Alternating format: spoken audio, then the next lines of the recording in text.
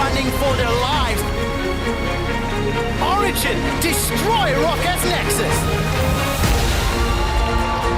So the first kill of the fight goes down. Nuketook is out of there. Cabochon, that big threat is dead. And now Forgiven is left to run over the team.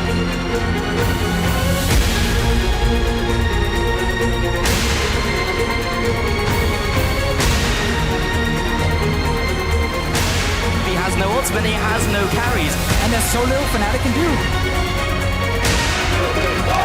Unicorns of Love are just beating them up and taking the lunch money. They're going all in for this one. About time.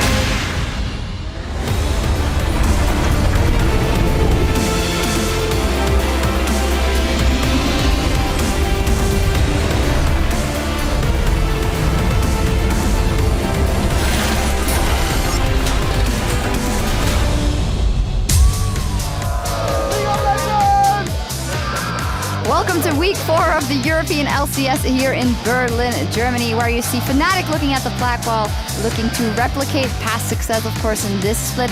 And their Vitality with Nuketook, looking all business, taking care of some business on his phone before the game.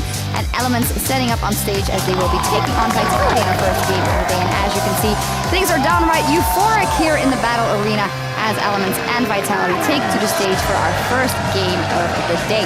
Hello, I'm Evie Shoggs de Portre, joined on the analyst desk by James Stress O'Leary and Mitch Kreppel-Voorspools to break down our first few matchups of the day. And if we take a look at the standings with a third of the split behind us, the LCS newcomers, obviously, G2 Esports share the #1 spot with H2K. Vitality and the UOL are right behind them and at the bottom of the table. Unfortunately, 0-6 for the Giants coming into week 4. 4 weeks into the LCS now, and gone are the old guard. No Fnatic, no Origin at the top right now. Firmly H2K and G2 are looking like the best squads we got.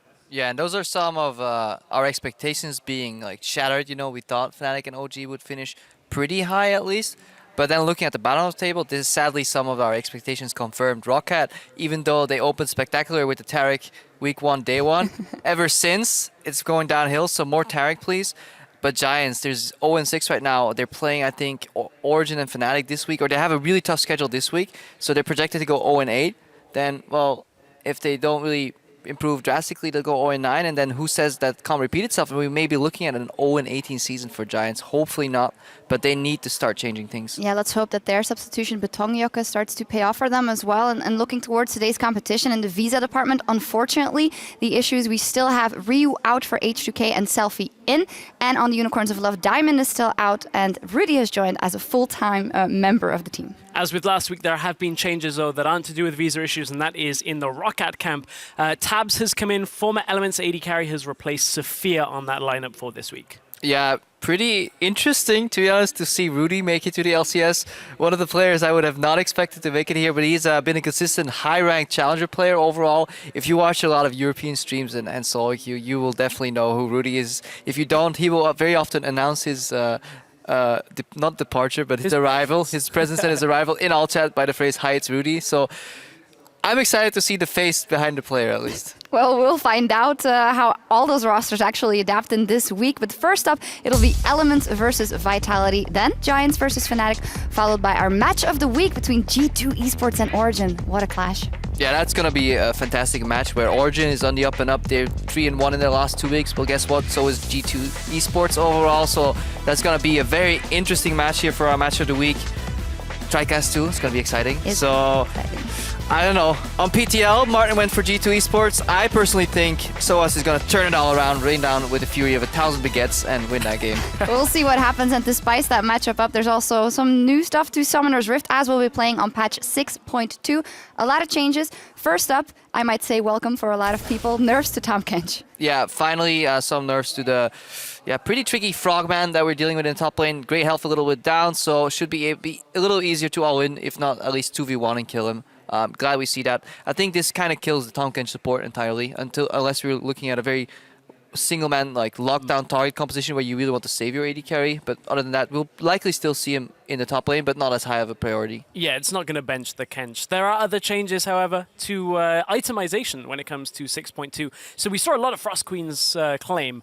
a lot of Frost Queen's claim over the last few weeks. So the changes to Frost Queens, 50% longer cooldown when it comes to that Spooky Ghost active, but with that also comes changes to AP items we haven't seen in a while. The Morellonomicon, the Athene's Unholy Grail, both have had a cost reduction, and those two changes means that the mid lane itemization is going to change. We're going to see more Morellos, more Athenes. Possibly also changes in the Mastery department and more diversity, seeing how we have a 30% damage increase on the Assassin Mastery, and maybe more importantly for the prevalence of Thunderlords, weaker early game and later stronger, obviously, in the late game. That will be very important to see what happens and how much it gets picked up. Yeah, Thunderlords already saw a bit of a decline in being picked up overall, and right now people will just have to think more whether they think it's worth it. We saw more fervor of battle already instead of the Thunderlords, hopefully more diversity and just more well thought out choices rather than just, okay, this is OP, I take this Keystone. Well, if you guys are still confused with Masteries tomorrow, we're going to break them all down at the beginning of the show. But there are other changes when it comes to rework. There's a lot of little changes, but this is one of the bigger ones. Shen has had a minor rework when it comes to some of his abilities. No more Vorpal Blades anymore on his Q. He now has the Spirit Blade instead. The rest of his kit is fairly similar when it comes to his ultimate and the Taunt. The big change is his W. No longer shield for himself, now blocks auto attacks in a zone around himself for the rest of your team. So yeah, that change has actually made it so that Shen is still seen a lot in the top lane, not so much I think as support. I haven't really seen it much recently. I think if it gets picked, it will be a top lane Shen, and it is available this week because it is a relatively minor rework and the core kit is still the same. The gameplay is likely not changed too much.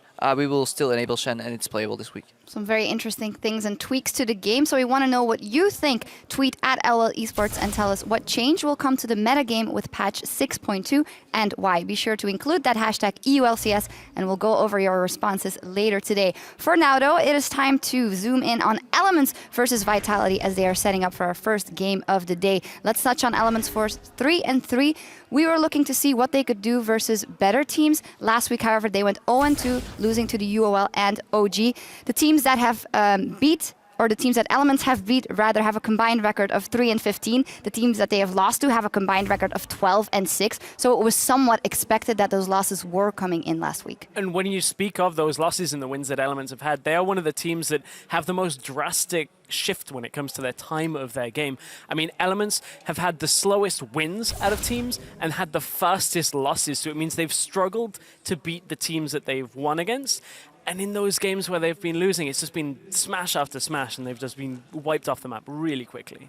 Yeah, and then they're actually playing as a good team too. If you look at mano a mano in every single matchup, I don't think Elements have the talent to really beat Vitality more. If you start looking at the way they play around their top lane, the best performing member for Elements right now is Steve, and he will be shut down against Cowboy and Shook combination because what Shook has been doing seems to be the style that Vitality wants to be going for. You know, isolate the top lane, keep ganking for the top laner right there, shut him down, and that's going to make it really hard for Elements to come out. You can see it right here. Cowboy Shark plays many of these matchups where Shook's just around to snowball. He did it in the match against Fnatic. Remember the Gamsu Olaf being put down 50 CS in the dumpster. He did it against H2K last week, but Odoamne managed to survive and spread his utility to a different part of the map. And I think that is definitely an approach Steve will have to take, see if he can influence the other lanes, because 1v1 will become 2v1, not in his favor, and he will likely die if he keeps fighting it. Especially when you look at Kabashar's stats and it's like, oh, he's got the highest CS and gold lead at 10 minutes of all top laners. It's like, this could be a tricky matchup for Steve. And one change with 6.2 that we didn't quite touch on is the possibility of tank top laners coming out. In Challenger this week, we saw a bit of Maokai, saw a couple of different champions using that Grasp of the Undying. Steve last year on Maokai did not have a good time. It was only once he got the Echo that it was good, and I don't know whether that tank's playstyle for Steve is going to work up against Kabashard here. He could struggle. We'll see what happens in this matchup, but for a look at the starting lineups, we're going to head inside and meet our casters, and as we go, Vitality's Kasing tells us how he's not the only support on the team. I think support jungler actually is also quite important in terms of vision control and knowing when you can go. Because like for support, it's like you have a timer between when you can roam and when you have to be on lane with your AD carry, whereas a jungler can be like anywhere he wants. They're like the moving pieces in like chess, where if they don't move, then everyone else is just slowly gonna die. Slowly gonna die. We'll figure out if Kasing can prevent that. I'm Trevor Quickshow Henry alongside Martin DeFiscio Linger as we near picks and bans between Elements and Vitality. Let's start on the blue side. It is Elements currently with a 3-3 record with Steve in the top lane, Gilius in the jungle, Ika in the mid lane, Mr. Oz and Spratel as your duo, and Neef, the coach. That's correct, Trevor. And we have Vitality on the red side with Cabochard up in the top lane, Shook as the jungler, Nukedog, of course, in the mid lane, Yanin and Kasing down in the bottom lane, Sean's as the coach. And I'm looking forward to see Vitality week after week after week. How much can they improve? You know, again, we brand them the super team or one of the super teams in Europe. And I just want to see progression every single week from this team. Yeah, we really have to. And as we're getting near to picks and bans, we are on patch 6.2. Everybody's enabled except Jin. He is too new to the league, so we could see that Shen. We'll have to see how that's going to pan out. Let's talk about Gangplank, though, because Vitality's only banned it once. We've seen them play with it and play against it.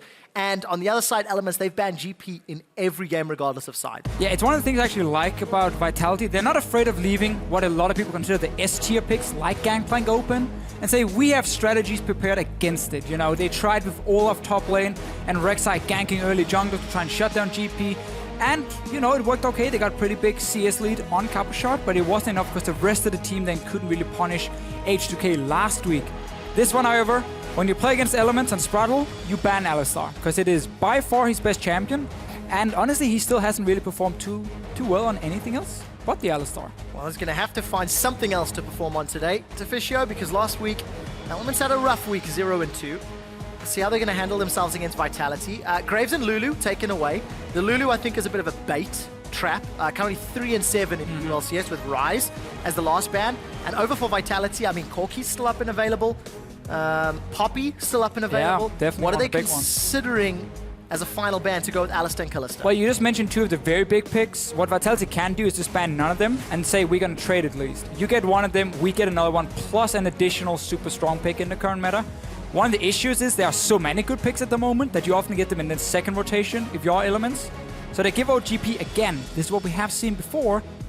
First time Elements are playing it.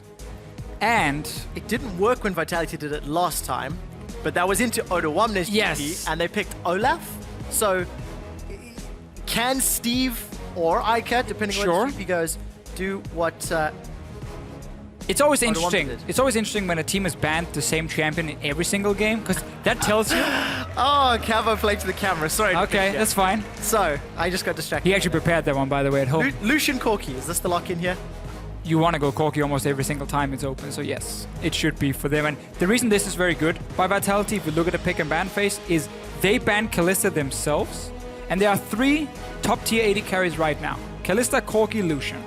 So when you ban one of them, in your first rotation on red side, it's almost always fantastic to just lock in 2 of them. Unless it's Lucian Kalista, that's why you also ban the Kalista. So you can take Lucian AD carry, and you can take Corki mid lane, where he's also better than actually down in the bottom lane. So I really like this rotation from Vitality. It pushes Mr. Morales, most likely to a Caitlyn. We have seen Ezreal a few times. MF has been played as well. There's not been a guaranteed number 4 AD carry right now. I think every team has their own preferred number 4 AD carry. In this case, we might have a massive wombo combo almost. MF ulti into Gangplank ulti, Barrows, you know, can really be very explosive team fights. Yeah, but nobody's going to stick around in them. Lucian can dash away, Corki can Valk out, Elise can repel up, and if anybody is somehow trapped, they're going to get gobbled up by Tahm Kench. Now, is this Tahm for Cabo or Tahm for Kasing? I would almost always say it's going to be Tahm Kench top from what we have seen, but it is still a flex pick. And we have to go really far back to find a game where Cabochard was playing just a pure tank up in the top lane. That's why I'm wondering. Especially also because Tahm Kench's damage got nerfed on this patch. So Cabochard should hit it even more than before. Then again, I wouldn't surprise me to see it go top. Lucian bot lane, you can pick a support now with it. You're against a Thresh, so it's a difficult lane to play into. Vitality will definitely be looking to a lane swap almost no matter what they pick as support. When against MF and Thresh, there's a super deadly 2v2 lane. And you look at the rest of Element's composition, a lot of ranged poke and heavy AoE. Victor, MF, Gangplank, Nidalee, no front line to speak of on the side of Elements, so no room for error when it comes to positioning. super scary comp to play.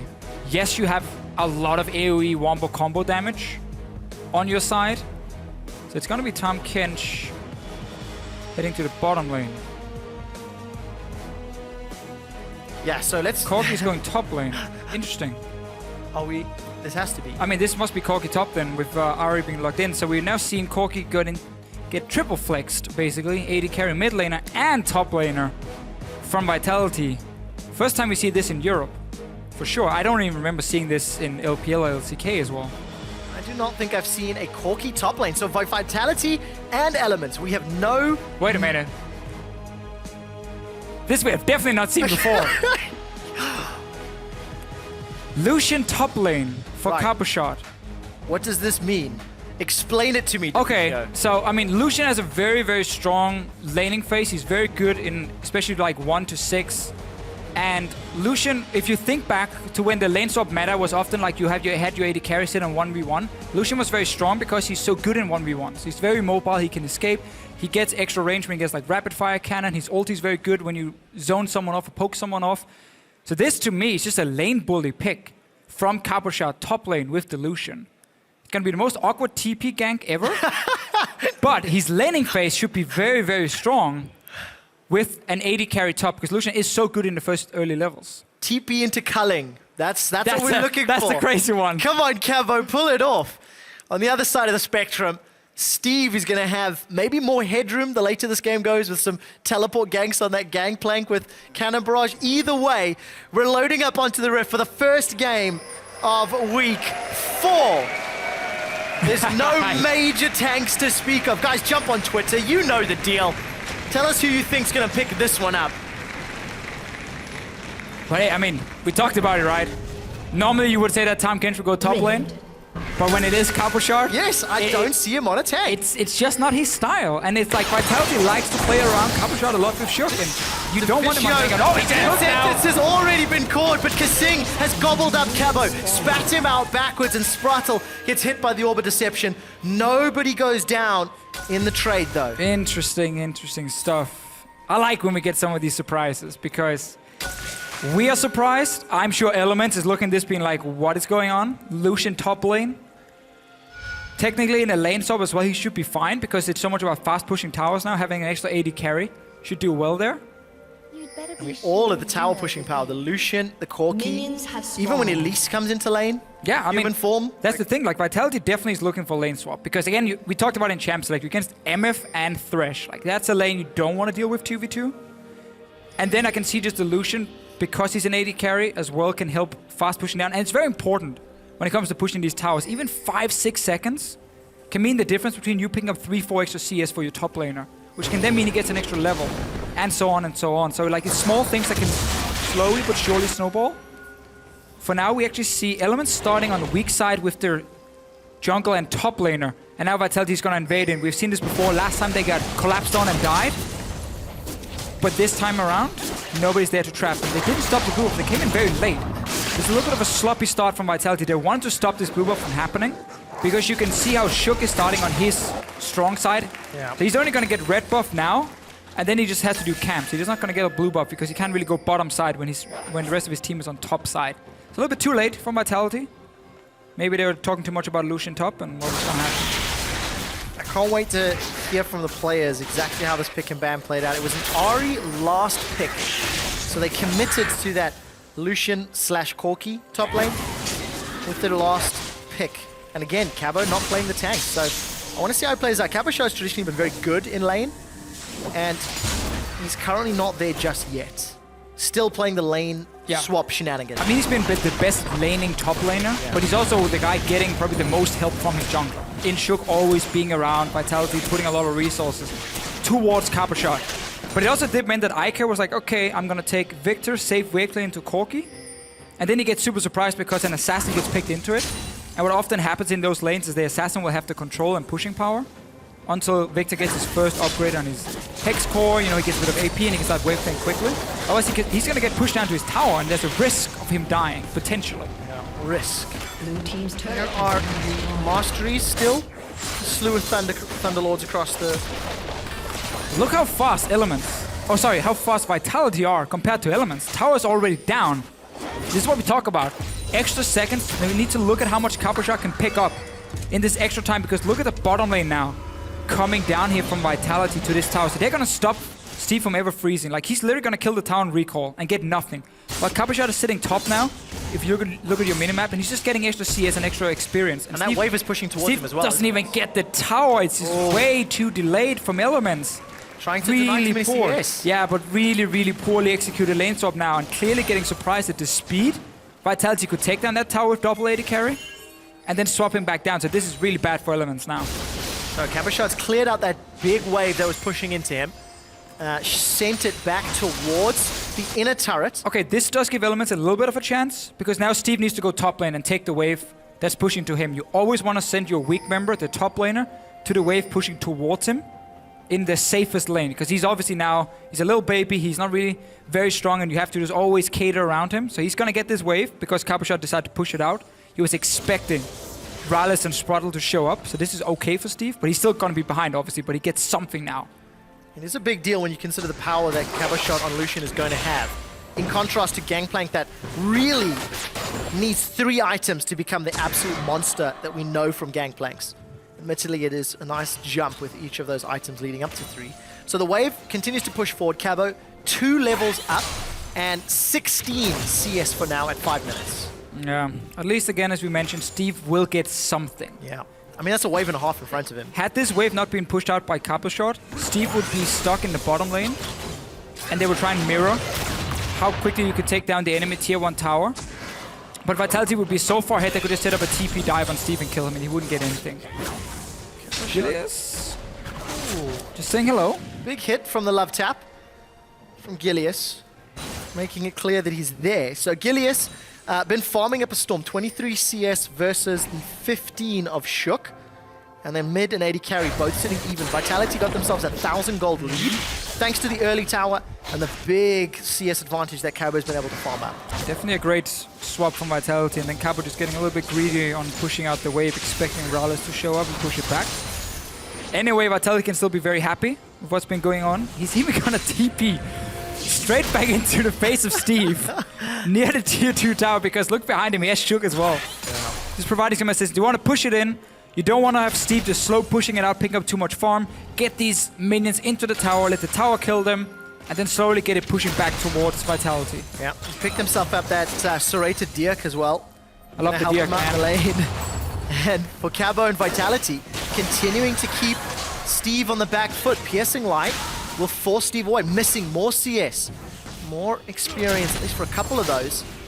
And Gilius isn't going to find anything either, because Shook, I don't think he was spotted. I didn't see. He did show at the tower. Ah, there we go. But still, I mean, GP early on doesn't have proper wave clear. He can't really do anything to stop this. Nidalee's the same deal. So Vitality will always have the pushing power in this 2v2, as long as they don't look for an open fight where they can get bursted down. So just push it in, they reset it. Steve gets denied even more. And man, he's definitely in trouble. Well, if there's any player that's going to know what it feels like to fall behind and get punished early, it's Steve. From the time he joined the LCS, everybody has played to his lane and tried to punish him. Let's see what he can do on Gangplank.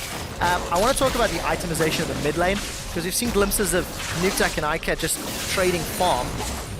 Negatron Cloak for Nukeduck, so expecting the Abyssal first. For sure. Are you still expecting the Spooky Ghost or 6-2, or are we going Morellonomicon next? I think we're going to see Abyssal into Morellonomicon is more likely. After now the cooldown on the Spooky Ghost have been increased by 50%, so the item itself is still good. Like, if just the pure item, you get so much mana regen, very cheap, and you get extra gold from it. But I think now with the extra nerfs, especially because Nukeduck has a fine landing phase, he's just basically farming even at the moment, so he's not going to get denied anything. I think we're most likely to see Morellonomicon come in for him as the second item. We'll see how that pans out. Ganking Lucian. Yep, ganking Lucian. There's no TP, so we're not going to see the TP culling. And it's Tax the lane, tax it. super just helping Nukeduck. He's going to go back top. Not a whole lot there from Capuchon. I also want to mention that Sprottle's only the Ignite down bottom as opposed to Exhaust. We'll see if that helps him getting kills. So far, the 2v2 between Kiana and Mr. Rawls has gone fairly neutral. Chaos Storm, actually, from Icat. to push that wave out. It's not the greatest of cooldowns, and we did see Rolls take the tower, so evens out the gold between both teams. And that's the thing, even with that bad start from Elements in the swap, because as highlighted a few times, Capuchat pushed the lane up top. It allowed Elements to actually get standard lanes a lot quicker than they were supposed to. So MF and Thresh got into the 2v2 lane, got to take down that tower, and nothing has really been happening ever since. They've just been kind of farming even. You can see Steve is trying his best to try and catch up in farm. Both junglers have kind of been babysitting the top lane. As you can see, Gilius is sitting here now trying to set up a sneaky gank. Capuchat is going to push out, you know, on his own and not think there's anyone there. But he's been smart enough to place a ward. Gilius is going to waste his time. And not a whole lot is going to happen there. No, definitely not. Cabochard going to fall prey. And Steve is using that parlay to farm up the minions. Still very heavily down. The package has spawned for Hjarnan in the base, so next time he recalls, see how much gold he actually has to pick up. Currently sitting only at 600. Be a little while. But I like seeing how teams make use of that first package, which lane they decide to impact, especially if Steve continues to push up top. Could be in trouble. Tower down bottom, being shoved in. Cannon Barrage to clear out the minion wave. And the Death Sentence catches a minion. Sparkle not finding the right one. Kasing will be eating up Shook, and fairly easy escape. They get Gangplank's ultimate too. So what we just saw here is actually one of the reasons Gangplank is such a good pick. The fact he has a global ulti you can use as a wave clear. So much of the current meta is about setting up these big minion waves and push them into tower. He can break that with his ulti. Now Capuchat might get ganked. Nukta can move up and help him though. Let's see if Gilius wants to chase. Cabo No. Your mid laner is gone, so you can't. Able to walk away. I was getting way more excited than I should have been for that potential gank. It's very interesting also to see the back timer for both mid laners. Both of them actually went back when they didn't really want to, because Nuktak only got a Negatron cloak on his first back, so he had like no kill pressure in lane. Now he has the full Abyssal.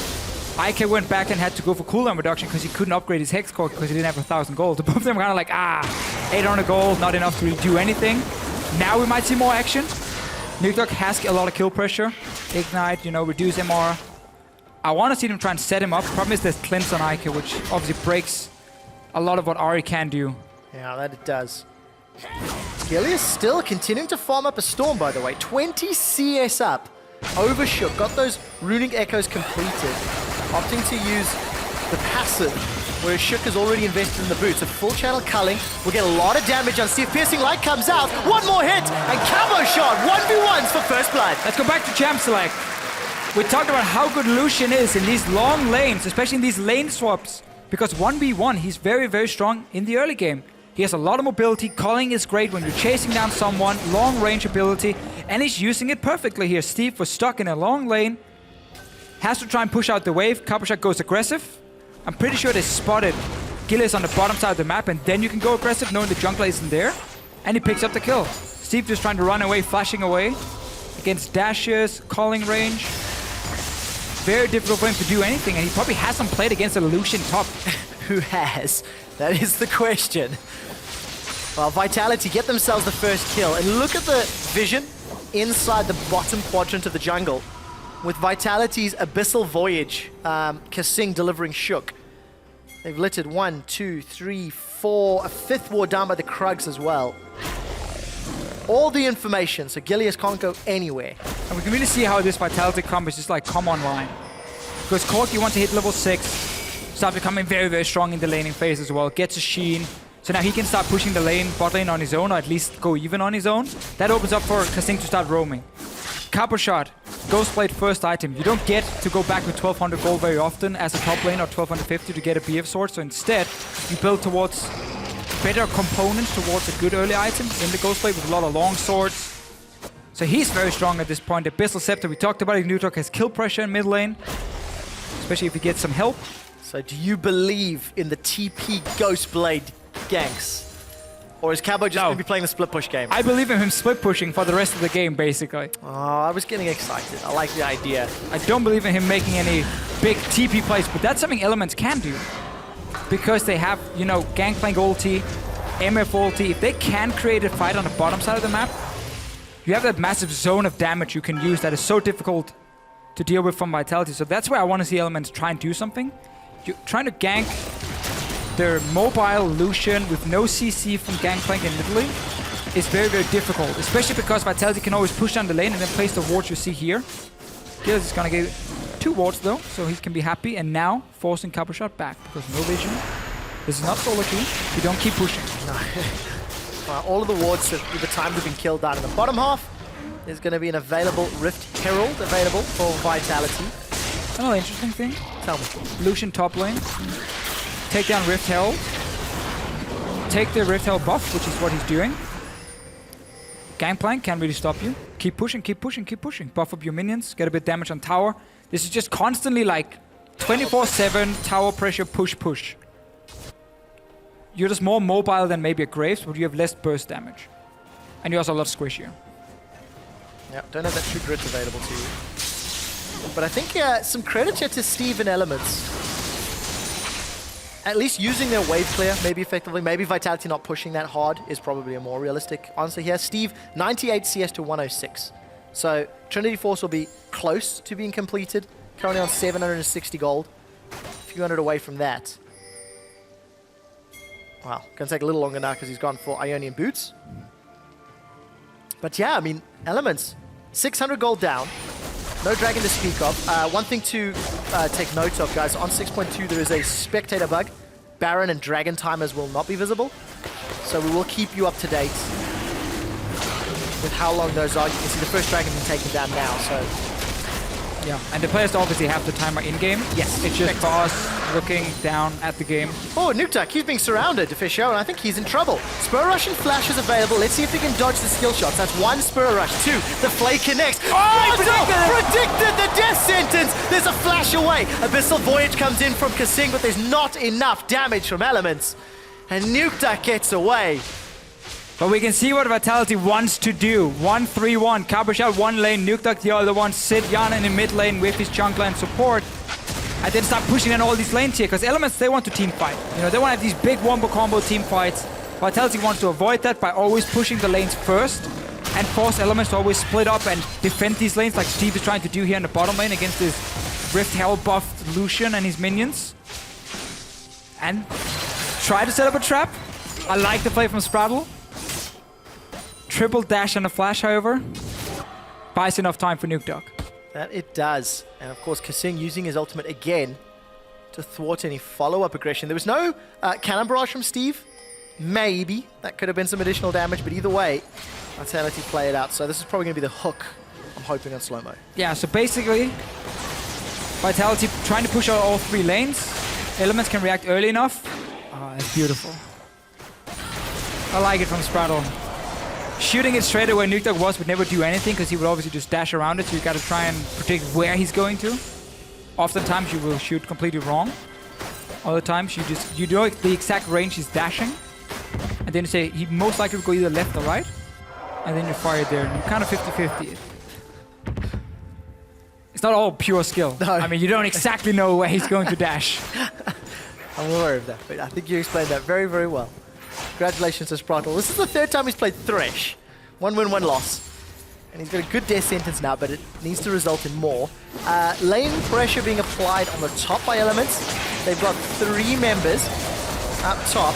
And you can see Sean's on screen worrying as his team is about to suffer some tower damage. But luckily, Vitality's Nuktak and Shook have control of the bottom half of the map. So actually, Nuktak's going to take this tower way before Elements can. So whenever you play against a 1-3-1 setup, the trick is always that you try and control mid lane, and you try and then control one of the side lanes. And when you get to force the other team back on the map, that's when you can try and force a team fight around a tower. You can try and get into the enemy jungle and see if you can set up a fight with your great team fighting composition. If you do not push that advantage and you do not control those 2 lanes, the 1-3-1 will just keep happening over and over and over. They'll keep knocking on the door. Doesn't matter if you don't open it, they'll just keep staying there forever, forever, forever. And then slowly but surely, you will start getting pressured so much you lose basically the entire map. So for Elements, it's really about being proactive when they have those small windows. Once we see like Vitality go back to base, like now, the whole map is kind of reset. Only Nuktak is pushed up, but he can't do anything because he's alone. Now you need to push mid if you are Elements. You need to run mid with 4 people. Set a slow push top with Rylus and then run mid and try and force a fight. Otherwise, Vitality will go back top lane and push in all 3 lanes again and again and again. So for Vitality about pushing those towers, Element's looking for the team fight. You've seen the damage that Steve already has with just that Trinity Force. He's going to continue to scale up, and we're on track for a slightly slower game here, Deficia. So the longer this goes, will the slightly more traditional team comp of Elements begin to outscale Vitality? Or do you like this double AD assassin combo? I mean, Elements will definitely outscale if we just look at like champion for champion, Gangplank, Victor in the late game. But Vitality will have a lot of damage at all stages in the game because there is no tank on the side of Elements. And that means even if one team is technically outscaling, one big team fight where, you know, a great charm from Nuke Dog, it can be enough for Vitality to win the game. So we have these very explosive, very back and forth games. But it takes a lot of time before we get there. Because Elements is trying to scale up. Vitality is not allowing them by constantly split pushing over and over, delaying Elements from ever grouping, which is basically what they're doing. And we see how Elements, when they actually have the chance to try and force a 4-man play, they stick to side lanes. And that's why Vitality can now go back, and you see again in your minimap, they're pushing every single lane, and Elements lost that window they had to try and make a play themselves. So Elements did elect to take down the Rift Herald, sitting in Gelius's hands. Nukeduck continues to put pressure up top and smites away the red buff. It means it's denied from Mr. Rolls. The rest of Vitality continue to apply tower pressure down bottom. We're about to hit 20 minutes. Cabo with that piercing up. And look at this. Nukeduck will be able to solo this tower, and he's got all the safety of Spirit Rush if any pressure to arrive. Another tower in favor of Vitality. Elements has been the worst team in the LCS at playing from behind. 100%. Because whenever they are forced to play from behind, their very passive playstyle just gets punished even more. Because if you can never be proactive, you can never really come back into the game unless the other team makes a massive mistake. And like Cabochard now just dives Steve and like randomly dies to him, and then Baron dies as well out of the blue and Elements get the Baron buff. But that never happens. Or should never happen. Should never. So Vitality can just honestly play this super slow. They don't need any kills. Yeah. They just need all the outer turrets. Then they need in 5 minutes time to start setting up for Baron, pick up the Baron and walk down and say, okay, your base is dead. And the game is over, and we just have 1 kill to 0, and it's perfectly fine. Well, not fine if you have them on your fantasy team, that's for sure. I have Nuke Dog. But absolute control from Vitality.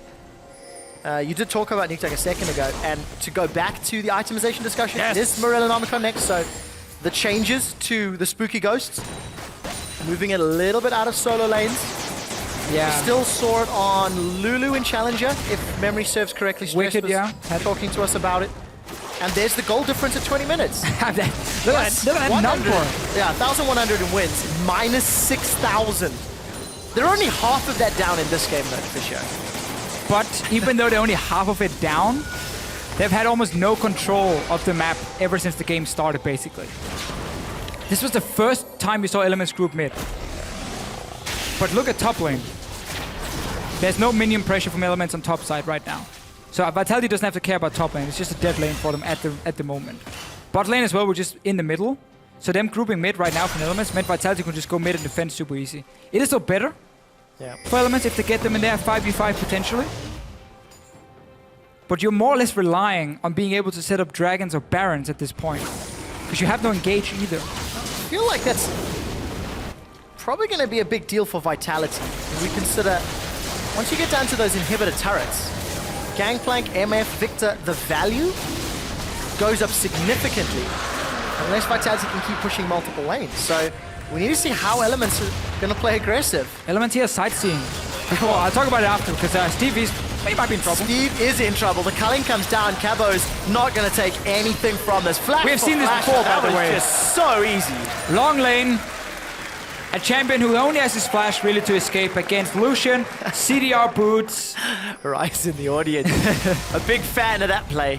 CDR on Ghostblade, you know, low mobility and the dashing here. But Elements before, if you guys noticed, they were looking at Vitality take the dragon. They're kind of like clapping, being like, hey, go you're taking dragon. And they were doing nothing with it.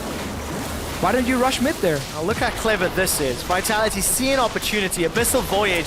They deliver Hyun into the inner turret, and that will be the 4th of the game. Now the outer turret's still standing because Ike has been wave clearing. He's been playing a PvE matchup. 241 CS in 23 minutes, but quietly farming up power. Got the Morellonomicon, got Abyssal, close to 1,000 gold. still going to be relevant against a very squishy Vitality team. If you ever get a team Close fight. enough, yeah. If you ever get a team fight before it's too late. It might be too late. I like also what Vitality's doing here. Instead of trying to ARAM mid lane, which we see in some other regions from time to time, where teams like stand, look at each other in mid lane for 10-15 minutes doing nothing, they don't value chipping away damage on mid tower. They value pushing in lane and walk into the enemy jungle. They'd rather set up for that big play where you can take a full tower down than get like 2 or 3 hits on mid tower. So every time they push it down, they walk into the enemy jungle, and that has resulted in getting out of turret gone. Now you kind of have to make some plays around mid tower because there's nothing left on the map. But I really like that from Vitality. It's good adaptation. Play more around side lanes and the enemy jungle than the mid tower itself. So Vitality have to change the strategy because there's no more side lane towers to take down. But Start you can setting up see Baron. Cabo already pushing that wave in. He does not have teleport where Steve does, so keep an eye on that if anything breaks up. But Ralls, he's pushing in a wave up top and going to arrive maybe a little late to this party. The rest of Vitality positioning for Baron. Yeah, again, you just buy a ton of pink wards at this point. You always control mid lane anyway. You've been doing it all game long. Push it in, walk into the river, set up your first layer of deep vision with green wards, and then just put up a pink at Baron, and you can start baiting that one out. And Cabochage just continue doing this over and over. This solution pick has worked so well. And look at the pressure in the mid lane. Elements are grouping top. Ika's left to wave clear, forced to use Chaos Storm. But because of the threats everywhere else, Nukeduck, he finds a charm onto Gilius. Gilius will be able to survive. There's simply no way to get a numbers advantage if you're Elements, because Vitality are playing them like puppets.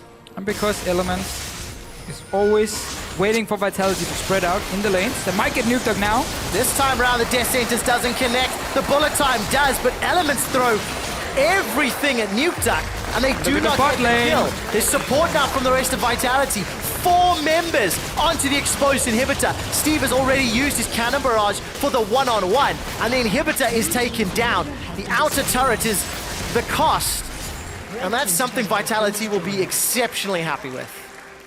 It's a very good macro game from Vitality here. Always looking to make proactive plays in side lanes. Always just playing around towers and vision over kill. Have we seen Nukeduck try and sit in a bush, wait for someone? No, not a single time. He's always pushing lanes, showing himself on the map. And that's why it's 2 kills to 0. Because Elements are just so slow at reacting all the time. And this comp they were building, super strong team fights, great 2v2 lane. Never really had much of an impact because they have lane swap. Nidalee normally does well when she's in a poke composition. This is definitely not a poke composition. And Gila has not really been able to have any impact.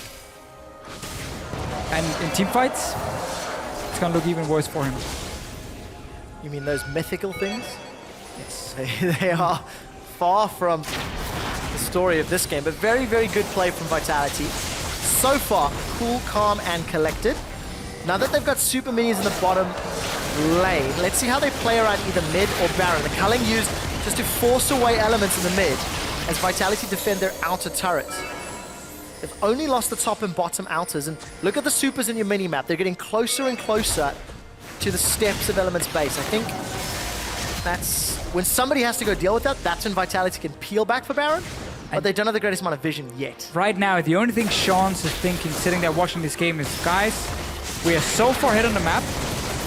I don't see a single... Wait, I see 1 pink ward from Vitality down on the map. And I see 1 in the bag of Shook, and that's it. There should be 5 pink wards down from Vitality at this point. Disappointed Dad Deficio's back. I mean, that Baron should be completely lit up with pink wards. So that as soon as Elements have to send someone down and defend something, you just walk in there and force a fight. Or you just force the Baron, honestly. Or you force mid tower with it. Elements have more pink wards right now than Vitality. You're disappointed. I am. Especially because Kissing was the guy buying the most pink wards. I can hear and it. he sits on a biscuit. Biscuits are important at 27 minutes. What if you get hungry? What if you need a snack? It's 150 HP. So listen, Dragon will be spawning in 30 seconds. Baron is available. And Kissing is going to sell his biscuit now. Let's buy see. a pink ward. Watch the inventory. If Biscuit. not, I will leave. You can't because You have what to am soul I cast gonna the rest. do? No, I didn't sell the biscuit. I'm out. Well, he completed the Locket of the Iron Safari. Fine, that makes more sense anyway. Look, I'm telling you, you need snacks. when you're running around and going on your, jogs through the jungle, if you don't have muscle food, you can't keep it up. That's very true. And also, I mean, I'm not the one that should be giving health advice. who else from this office could possibly give health advice? I don't know anyone who really works out that much. No, nor do I. Nobody really looks after themselves now. No. Well, Sprottle's been caught by a Cocoon. There's a Lantern from... No, I lied to you. It was Gilius that was caught, and Sprattle lanterned him to safety. I'm actually angry at Kissing because by him just upgrading his item, he didn't need to sell the biscuit because he didn't need the item slot anymore. So we still look at that biscuit for now. So, Deficio. Vision is being set up from Vitality around the Baron. They're still trying to put pressure on the mid lane, and they've already got the fruits of the labor, stealing away that blue buff. Now, there's still a risk. If they start Baron, that's a way for Elements to start a team fight. Ooh, Mr. Rolls, you don't really want this fight. There's a 3-level difference. Cabochard pops the Ghost Blade, and then backs away as there's support coming in. And the rest of Vitality now playing this one a little bit safely. Oh, Ica. Oh, there we go. Charm does connect. Ika's in trouble. Nukeduck goes forward, dashes away from the gravity field. It's a double kill from Fionin as he does get stunned up. A gobble there from Kasing. Fionin? Fionin. Great player, Fionin. I almost got away with it. I almost got away with it. If it wasn't for that pesky, disappointed dad. Good double up I'm not that from Mr. Rolls. And Fionin will stay alive. But look at that. 2 more kills easily. Oh, wait. Kissing is going to go back to base again. Open up by Nukeduck's Charm. All right, let's see if that biscuit survives one more. Ah, it's a replay first. Fine. All right, so Nukeduck, great engage. He gets the cleanse. Ica is flashing, but at this point, you still have more dashes on the Ahri. And you're just so far ahead. You have so much damage. You can see where Sprattle and Rallis are moving. You know it's a safe play. Fionin gets saved by Kasing. Biscuit is still there. Biscuit's still there because he's not hungry yet. Baron's been started. But there's no pink ward now. Well, doesn't need it. And you know the death time as Vitality take an unchallenged Baron. They also got the outer turret middle. And now they can just continue playing the side lanes. I mean, there's no need to do anything else. So again, Vitality completely mind-gamed Element in the pick and ban phase. They mind-gamed us. Sure, I mean, come on. How could we predict a Lucian top lane? I didn't try. You should have. Okay, my bad, my bad. But like, Steve was basically thinking it was gonna be GP versus Tahm Kench top lane. They were expecting it to be Corki mid lane against wave clearing Victor. And then because the whole swap started happening and Nukeduck locked in Ahri as the last pick, GP was suddenly against an 80 carry top, where you're too weak in the early game to really duel him, deal any damage to him. And whenever you were in these long lanes, there was all this threat of Cabochard just jumping him over and over and killing him, which happened a few times. They just completely mind-gamed Elements. Very clever. Cabochard might be in trouble here. Does have already used his flash. That's a big hit from Parlay. Cabo actually almost got the 1v2, but look at on bottom. Nukeduck has pushed in with Baron-empowered minions.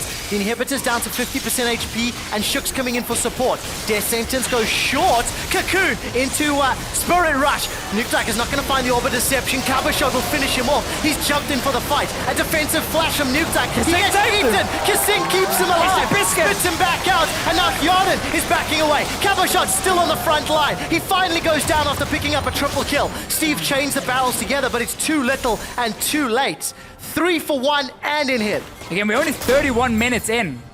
Oh, well, we're already 31 minutes in. And yes, there are very few kills in the game, but there's been so much action against towers. PvE all game long from Vitality. They've been playing out 1-3-1 extremely well. This dragon, Trevor, is going down. Kasing has gone back another time. Let's see if Biscuit survives. We'll never find out, I'm afraid. Every time he goes back, there's a replay. Yeah. Anyway, Sprattle dies. Cabochard rushes in with Home Guard. It's like, my kill, all me, by the way. Well, he earned it. Follows up with a triple. Sure, he had to TP for it. I mean, another Cocoon onto Ica. Shook started this entire setup by catching Sprattle out and then follows it up onto Ica as well. Just very good play. And, you know, like you said, Deficio, mind games right from the very beginning. Vitality picking a comp that was interesting and then executing it well. I don't care about the biscuit. Stop pointing at it. Yes, you just mentioned it. I didn't point at anything. because you just pointed it out. Nobody yourself. else can see how distracting it is. You waving your arm around in front of the screen at the no longer biscuit. I was exercising. Yeah. we're talking about, being healthy, working out quite a lot. One of our refs is pretty gym mad, so we might have to get some advice from him. Yeah, because I really don't think any casters are doing anything. No, they're really not. Wow, Vitality now. Super minions pouring through the bottom lane. That's going to start pushing onto those Nexus turrets. No real defense from Elements onto the middle inhibitor. That's the second of the game now. Third, rather, as Vitality have got a 10,000 gold lead. And I feel like Vitality's been standing here for the last, 6-7 minutes around the base of Elements, just over and over, kind of just waiting to finish this game. But Elements won't allow them. They have to respect that wombo combo that can happen. Yeah. But at this point, you're just so far ahead. One of the great things about these 80 carries and 80 bruises is you can build like more emojis. It's a great item against AP. It's super, super strong. So it even makes an 80 carry in some way a little bit more tanky. Well, this is big here for Cabo. With that little bit of tankiness. Culling onto Ica means he's been forced away and his flash is down. Bullet time not used for the fight. Kasing has Hyonin in his belly. He did get caught by the death sentence but is able to flash away. The box goes down but it's not really effective and the tower fell in the background. Nukeduck as well as Cabochard playing on the side lane. They're escorting the super minions in. The rest of Vitality now onto the third inhibitor. The last one standing. Giant missiles from Hyonin. He's just melting Elements' HP bars, and Steve stands there doing what he can to wave clear. Nexus turrets is all that remains in Elements' base, and Vitality, they've got double super spawning with 3 inhibitors down. And again, Vitality is paying off for them. Keeping picks like Gangplank open and then trying to find counters for it. Now Steve is there with 3 items, but like his base is gone. It's way too late for him to do anything. Really, really is. Vitality onto this last Nexus turret. They've played a near flawless game. The Charm finds its target onto Gilius. Elements, they simply cannot defend. They have no ultimates, and they have no way to pull this one back. Vitality are onto the Nexus. The fight is going to break out. Gilius is the victim. Bullet time gam back up, but it does not matter. It's time for a win in Vitality's favor. And this very much is a Vitality way of winning games. They are actually fairly slow-paced in the way they like to play out. Often very safe. Sometimes it can be too safe, but in this case here, we can't really complain about anything. Surprises in the pick and ban phase. Fooling us, fooling Elements. Giving Cabochard a great lane matchup on top lane. We saw how quickly they could take down the tower in the lane swap. Then, okay, he pushed a wave, but it meant that Steve walked into a lane with no towers and he could just keep trading against him. And like the Gangplank first pick, because of how Vitality built their composition and played against it, only like basically hit a point where he was super strong 30 minutes into the game where his team's already lost. And you have to step back and look at Vitality. They've only banned Gangplank once in their 7 games. They're letting it slide through. They've tried to run an Olaf as a counter. They've run it themselves. We know that both Nukeduck and Cabo like to play it. And now we've seen the Lucian pick into GP. That's a lot of mind games when you start thinking, how do other teams react? Sean's on stage ecstatic with the team's performance because it was complete control the whole way through. Yeah, 100%. Same kind of thing we've seen from Elements though before, where once they start falling behind, they have no engage, they don't understand how to be proactive when there is a small window. So they have these very slow games where they just like basically slowly lose the game. Yeah. We saw it last week, actually in both games, honestly, where Elements didn't really have much of an impact on the map, and it was just kind of slowly, you were waiting. It could take 40 minutes, but they would just keep getting further and further behind, and there was never really a chance of them getting back into the game. This was a MF, Victor, Gangplank comp, which didn't get a single team fight. No. In 35 minutes. Because why would you? The current meta is about playing on multiple lanes and actually trying to win the game without fighting. That is the current meta. If you can always push the lanes faster and then get into the jungle and force people away from their towers and take them for free, then you play a perfect meta game in Season 6. That's what it felt like Vitality did. Very, very small play for Elements. That's the 3rd game in a row now that they've lost. 0-2 last week. They lost here today. It's tough because, they picked up some wins against some of the weaker squads at the beginning of the split, beating out Splice, beating out Rocket, I think Giants as well. And now they're being tested a little bit more on the individual level as well as the macro level. Yeah. And additional growth is needed here. I mean, nobody expected Elements to go in and challenge the top teams, even after the 3-1. It was like, no, you guys played the weaker teams. So they did their job. Beat the teams that you are most likely going to fight, for the rest of the season in terms of avoiding relegation and getting to playoffs. And they beat those teams. So they need to just do that again, and that's it. Yeah, need to learn a lot from some of these losses against some of the tougher squads. For now, we're going to head on stage to Pyrotechnics for a closer look at Vitality's win to start the week. Thank you very much, Quickshot. I am joined by the top laner, Cabo Shard. Once again, congratulations on your win. Let's put you guys one more ahead in the standings. But I'm going to talk about that Lucian top. We know you've been liking it in Dynamic Q, but did you really think it was going to be as successful as it was in this game? I think it's like a situational pick. You can't just pick it always, but like we've seen pick like Graves and Queen coming up, and Lucian is just another kind of AD carry you can actually play. You don't play him like you play as AD carry with crits, but more like Yumu, Malmortius like I did, and that works pretty well, yeah. Well, you're certainly no stranger to playing top lane AD carries. So do you think this kind of composition can work against other teams in the LCS, or was that sort of a one-time thing? Like that can work against other teams, but yeah, it needs to be prepared correctly. Like it just won't work all the time. I can definitely see that one. So last question to you here. You've got Unicorns of Love tomorrow. It's a team that's very close to you guys in the standings as well, depending on how they shake out today. Do you have any special tricks planned for them? Not really. Like, it's pretty hard to prep against them because they have the new jungler now. Like, they had Diamond 2 weeks ago, then Joko, then Rudy now. We just saw what they are doing overall, and yeah, we're gonna play our best tomorrow. Well, I'm absolutely looking forward to see it. And I said last question, but I do have one more thing I want to ask you. When the camera panned at the very beginning, you gave that nice little wink. Was that something that you practiced at home, or was it on the fly? I may have practiced a bit, but I think I still didn't do it that well, so I will train it more. Well, it certainly looked good. Now, thanks for taking the time to talk with us, and congratulations again on your win. For now, though, we got to step off the Rift as we're ready for Giants and Fnatic to take it in this next game. During the plan, Cabo, don't forget you can say okay. Okay. Okay. Without playing Ramus. Okay. Okay. Okay? Okay. Full channel culling. We'll get a lot of damage on Steve. Piercing Light comes out. One more hit. And Cabo shot. 1v1s for first blood. Steve is in trouble. The culling comes down. Cabo's not going to take anything from this. Flash. We have seen this before, by the way. Just so easy. Go. Nearly. Cocoon here. Don't throw me into that. You're fine, mate. Ian 5, Ian 6. Don't overextend. But it does not matter. It's time for a win in Vitality's favor.